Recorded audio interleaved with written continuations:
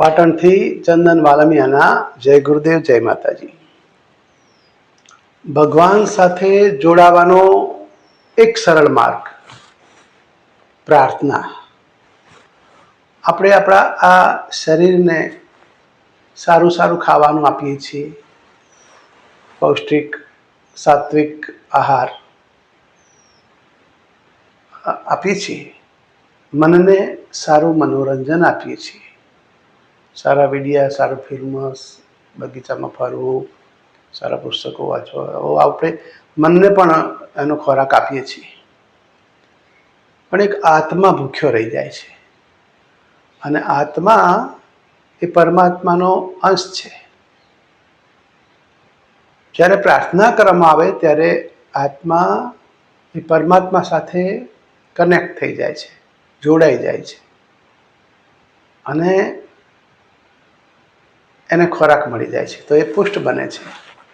તો પ્રાર્થના જ્યારે સમય મળે ત્યારે સવારે અથવા બપોરે અથવા સાંજે સૂતી વખતે અને દરેક કામ શરૂ કરતાં પહેલાં પ્રાર્થના કરવું જોઈએ। પ્રાર્થના એ આપણા આત્માની શક્તિ છે એવું કહો તો પણ ચાલે। જેમ ફોન ચાર્જ થઈ જાય છે ચાર્જિંગમાં મૂકીએ ત્યારે, એવી રીતના પ્રાર્થના કરવાથી આપણો આત્મા સાથે જોડાણ થવાથી એની દિવ્ય શક્તિઓ, એનું દિવ્ય સંરક્ષણ, એના દિવ્ય વિચાર પ્રવાહ, અને દિવ્ય ભાવના પ્રવાહ આપણા આત્મામાં પ્રવાહિત થઈ જાય છે, અને એનાથી આત્મા ભરાઈ જાય છે।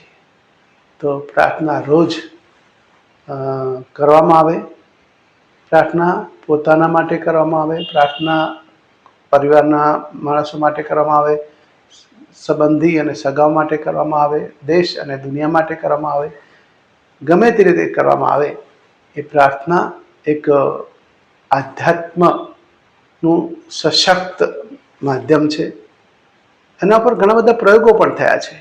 પ્રાર્થનાથી રોગો દૂર થાય છે, પ્રાર્થનાથી પ્રશ્નો સોલ્વ થાય છે, પ્રાર્થનાથી આશાઓ પૂરી થાય છે, પ્રાર્થનાથી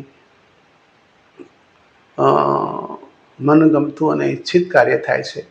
તો આના ઉપર ઘણા બધાએ પ્રયોગ કર્યા છે, આપ પણ કરી શકો છો। આપણા જીવનમાં પ્રાર્થના એક નિત્ય નિયમિત અંગ બની જાય એવી શુભ ભાવના સાથે વંદન, નમસ્કાર।